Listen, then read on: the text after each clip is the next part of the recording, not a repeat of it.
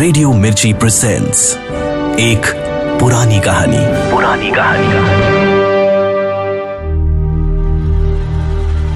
अब सुनिए सादत हसन मंटो का अफसाना खुदा की कसम, प्रोड्यूस्ड बाय अंकित शर्मा और आवाज है रवीश कुमार की। Long years ago, we made a tryst with destiny, and now the time comes when we shall redeem our pledge.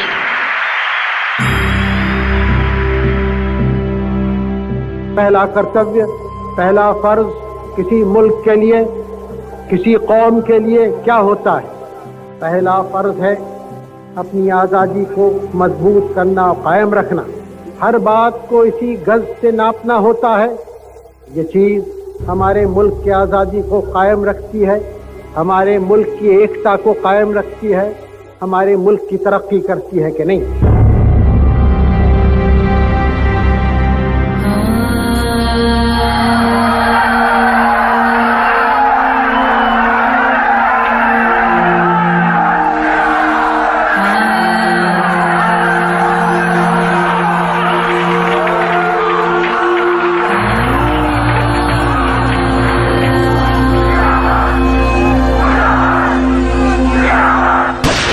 उधर से मुसलमान और इधर से हिंदू अभी तक आ जा रहे थे। कैंपों के कैंप भरे पड़े थे, जिनमें कहावत के तिल धरने के लिए वाकई कोई जगह नहीं थी, लेकिन इसके बावजूद वह उनमें ठूंसे जा रहे थे। गल्ला नाकाफी है, हिफ्ज़ाने सेहत यानी सेहत की हिफाजत का कोई इंतजाम नहीं, बीमारियां फैल रही हैं। इसका होश किसको था? ऐसी अफरा तफरी का आलम था।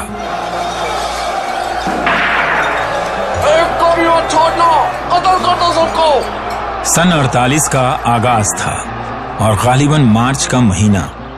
इधर और उधर दोनों तरफ वॉलेंटियर्स के जरिए सबसे पहले औरतों और बच्चों की बरामदगी का नेक काम शुरू हो चुका था।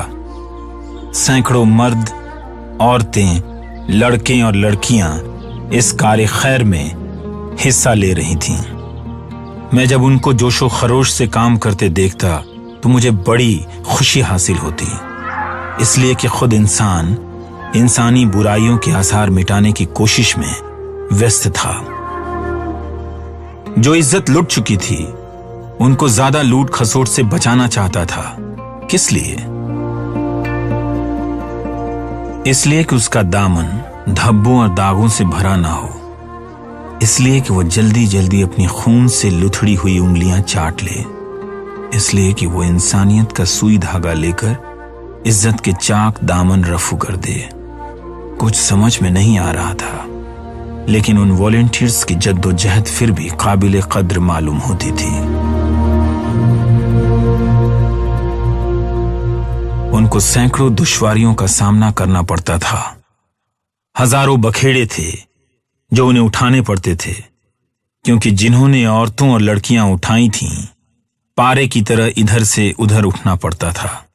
आज इधर, कल उधर, अभी इस मोहल्ले में, अभी उस मोहल्ले में, और फिर आसपास के आदमी भी उनकी मदद नहीं करते थे। अजीब अजीब दास्तानें भी सुनने में आती थीं। एक अफसर ने मुझे बताया कि सहारनपुर में 2 लड़कियों ने पाकिस्तान में अपनी वालिदैन के पास जाने से इनकार कर दिया। दूसरे ने बताया कि जब जालंधर में जबरदस्ती एक लड़की को निकाला गया तो काबिज के सारे खानदान ने उसे यूं अलविदा कही जैसे वह उनकी बहू हो और किसी दूर दराज सफर पर जा रही हो। कई लड़कियों ने वालिदैन के खौफ से रास्ते में ही खुदकुशी कर ली। बाद सदमों को बर्दाश्त न कर पाने की वजह से वो पागल हो चुकी थीं। कुछ ऐसी भी थीं जिनको शराब की लत पड़ चुकी थी। पानी नहीं चाहिए। उनको प्यास लगती थी तो पानी के बजाय शराब मांगती और नंगी नंगी गालियां बकती। मैं उन बरामद की हुई लड़कियों और औरतों के मुतालिक सोचता तो मेरे जहन में सिर्फ फूले हुए पेट उभरते। इन पेटों का क्या होगा? इनमें जो कुछ भरा है उसका मालिक कौन है? पाकिस्तान या हिंदुस्तान? और वो 9 महीने का बोझ उठाना, उसकी मजदूरी पाकिस्तान अदा करेगा या हिंदुस्तान? क्या यह सब जालिम फितरत के बही खाते में दर्ज होगा? क्या बही खाते का कोई पैरा खाली रह गया है?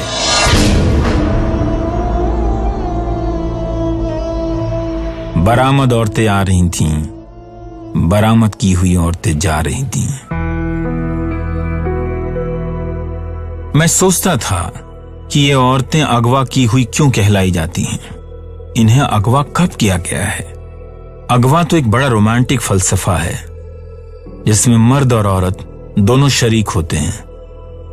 अगवा तो एक ऐसी खाई है जिसको फांदने से पहले दोनों रूहों के सारे तार झंझना उठते हैं। लेकिन यह कैसा अगवा है कि एक निहत्थी को पकड़कर कोठड़ी में कैद कर लिया? वो जमाना ऐसा था कि तर्क, दलील और फलसफा सब बेकार की चीजें थीं। उन दिनों जिस तरह से लोग गर्मियों में भी दरवाजे और खिड़कियां बंद करके सोते थे, उसकी तरह मैंने भी अपने दिलो दिमाग की सब खिड़कियां और दरवाजे बंद कर दिए थे। हालांकि उन्हें खुला रखने की ज्यादा जरूरत उसी वक्त थी, लेकिन मैं क्या करता, मुझे कुछ सूझता ही नहीं था। बरामद की हुई औरतें आ रही थीं, बरामद की हुई औरतें जा रही थीं।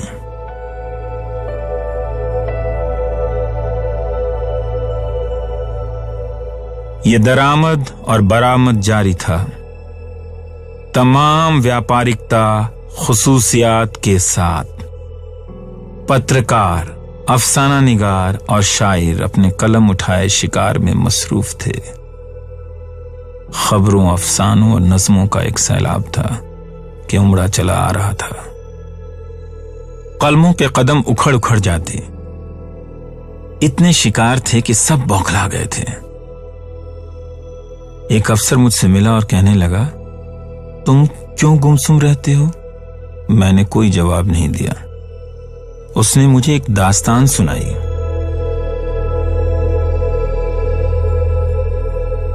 अगवा की गई औरतों की तलाश में हम मारे मारे फिरते हैं, एक शहर से दूसरे शहर, एक गांव से दूसरे गांव, फिर तीसरे गांव, फिर चौथे, गली गली, मोहल्ले मोहल्ले, कूचे कूचे, बड़ी मुश्किलों से वो मोती हाथ आता है। तुम्हें मालूम नहीं हमें कितनी दिक्कतों का सामना करना पड़ता है। खैर, मैं तुम्हें एक बात बताने वाला था। हम बॉर्डर के उस पार सैकड़ों फेरे कर चुके हैं। अजीब बात है कि मैंने हर फेरे में एक बुढ़िया को देखा, एक मुसलमान बुढ़िया को, अधेड़ उम्र की मुसलमान बुढ़िया। पहली मर्तबा मैंने उसे जालंधर की बस्तियों में देखा, परेशान हाल, दिमाग, वीरान वीरान आंखें, गर्द से अटे हुए बाल, फटे हुए कपड़े। उसे तन का होश था न मन का, लेकिन उसकी निगाहों से साफ जाहिर था कि किसी को ढूंढ रही है। मुझे सब बहन ने बताया कि औरत सदमे के बायस पागल हो गई है। पटियाला की रहने वाली है, अपनी इकलौती लड़की से बिछुड़ गई है। हमने बड़े जतन किए हैं इसकी लड़की को ढूंढने के लिए, मगर नाकाम रहे। गालिबन बलवों में मारी गई है, मगर बुढ़िया मानती नहीं है। मेरी भागरी। दूसरी मर्तबा मैंने उस पगली बुढ़िया को सहारनपुर की लॉरियों के अड्डे पर देखा। उसकी हालत पहले से कहीं ज्यादा बदतर और खस्ता थी। उसके होठों पर पपड़ियां जमी थीं, बाल साधुओं के से हो गए थे। मैंने उससे बात करने की कोशिश की और चाहा कि वो अपनी तलाश छोड़ दे। मैंने इस गरज से बहुत संगदिल बनकर उससे कहा, माई, तेरी लड़की कत्ल कर दी गई थी। पगली ने मेरी तरफ देखा। कत्ल? नहीं। उसके लहजे में फौलादी यकीन पैदा हो गया। उसे कोई कत्ल नहीं कर सकता। मेरे बेटी को कोई कत्ल नहीं कर सकता। और वो चली गई, कोई कत्ल नहीं कर सकता, अपनी बेटी की तलाश में।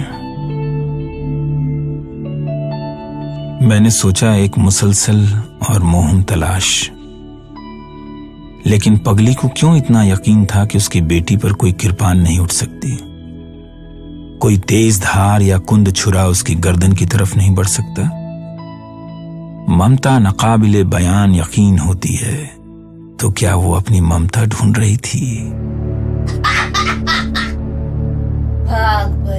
तीसरे फेरे पर मैंने उसे फिर देखा। एक कप चाय बना दे। अब वह बिल्कुल चिथड़ों में थी, करीब करीब नंगी। मैंने उसे कपड़े दिए मगर उसने कबूल ना किए। मैंने उससे कहा, माई मैं सच कहता हूं, तेरी लड़की पटियाले ही में कत्ल कर दी गई थी।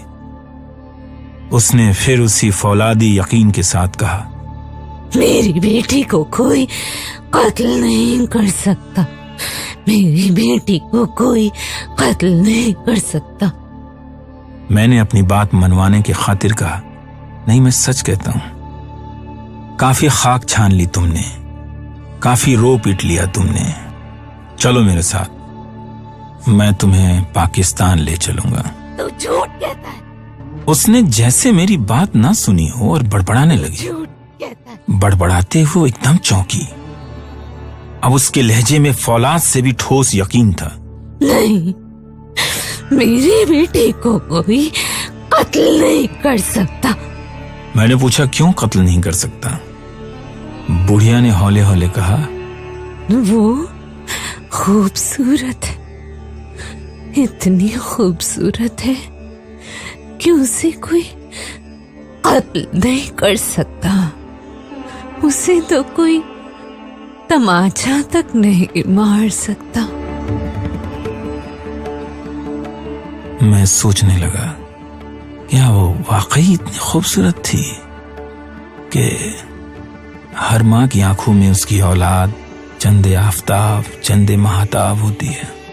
लेकिन हो सकता है वो लड़की वाकई खूबसूरत हो, मगर इस तूफान में कौन सी खूबसूरती है जो इंसान के खुरदुरे हाथों से बची है? पर फरार के लाखों रास्ते हैं। दुख एक ऐसा चौक है जो अपने इर्द गिर्द लाखों बल्कि करोड़ों सड़कों का जाल बुन देता है। बॉर्डर के उस पार कई फेरे हुए और हर बार मैंने उस पगली को देखा। अब वो हड्डियों का ढांचा रह गई थी, बीनाई कमजोर हो चुकी थी, टटोल कर चलती थी। उसकी तलाश जारी थी बड़ी जोर शोर से। उसका यकीन उसी तरह पक्का कि उसकी बेटी जिंदा है, इसलिए कि उसे कोई मार नहीं सकता। सब बहन ने मुझसे कहा कि इस औरत से बहस करना फजूल है, इसका दिमाग चल चुका है। बेहतर यही है कि तुम इसे पाकिस्तान ले जाओ और पागल खाने में दाखिल करा दो। मैंने मुनासिब ना समझा। मैं उसकी तलाश, जो उसकी जिंदगी का वाहिद सहारा थी, उससे छीनना नहीं चाहता था। मैं उसे एक लंबे चौड़े पागल खाने से, जिसमें वो मीलों का फासला तय करके अपने पांव के छालों की प्यास बुझा सकती थी, वहां से उठाकर एक मुख्तर सी चार दीवारी में कैद कराना नहीं चाहता था। आखिरी बार मैंने उसे अमृतसर में देखा। उसकी शिकस्ता हाली का यह आलम था कि मेरी आंखों में आंसू आ गए। और अब मैंने फैसला कर लिया कि उसे पाकिस्तान ले जाऊंगा और पागल खाने में दाखिल करा ही दूंगा। वह फरीद के चौक में खड़ी अपनी नीम अंधी आंखों से इधर उधर देख रही थी। मैं सब बहन के साथ एक दुकान पर बैठा एक अगवा की गई लड़की के बारे में बातचीत कर रहा था, जिसके बारे में हमें यह इत्तला मिली थी कि वह बाजार सबुनिया में एक हिंदू बनिए के घर मौजूद है। यह बातचीत खत्म हुई तो मैं उठा कि उस पगली से सच झूठ कहकर उसे पाकिस्तान जाने के लिए तैयार करूं कि एक जोड़ा उधर से गुजरा। औरत ने घूंघट काढ़ा हुआ था, छोटा सा घूंघट। उसके साथ एक सिख नौजवान था, बड़ा छबीला, बड़ा ही तंदुरुस्त, तीखे तीखे नक्शों वाला। जब वो दोनों उस पगली के पास से गुजरे तो नौजवान एकदम ठिठक गया। उसने 2 हाथ पीछे हटकर औरत का हाथ पकड़ा, कुछ इस अचानक तौर पर कि औरत ने अपना छोटा सा घूंघट उठाया। लट्ठे की धुली हुई सफेद चादर के चौखटे में मुझे एक लड़की का ऐसा गुलाबी चेहरा नजर आया जिसका हुस्न बयान करने से मेरी जुबान तंग है। मैं उनके बिल्कुल पास था। सिख नौजवान ने उस हुस्न जमाल की देवी से उस पगली की तरफ इशारा करते हुए धीरे से कहा, तुम्हारी मां। गुलाबी चेहरे वाली लड़की ने एक लहजे के लिए पगली की तरफ देखा और घूंघट छोड़ दिया और फिर सिख नौजवान का बाजू पकड़कर भींचे हुए लहजे में कहा, चलो। और वो दोनों सड़क से जरा उधर हटकर तेजी से आगे निकल गए। पगली चिल्लाई, भाग परी, भाग परी, भाग परी। वह सख्त बेचैन थी। मैंने पास जाकर पूछा, क्या बात है माई? वो कांप रही थी। मैंने उसको देखा है, मैंने उसको देखा है। मैंने पूछा, किससे? उसके माथे के नीचे 2 गड्ढों में उसकी आंखों के बेनूर ढेले छलक आए थे। अपनी बेटी को, अपनी बागबरी को। मैंने कहा, वो मर खप चुकी है माई। तुम झूठ कहते हो, तुम झूठ कहते हो, तुम झूठ कहते हो। इस मर्तबा मैंने उसको पूरा यकीन दिलाने की खातिर कहा, मैं खुदा की कसम खाकर कहता हूं वो मर चुकी है, मर चुकी है, मर चुकी है। ये सुनते ही पगली चौक में ढेर हो गई।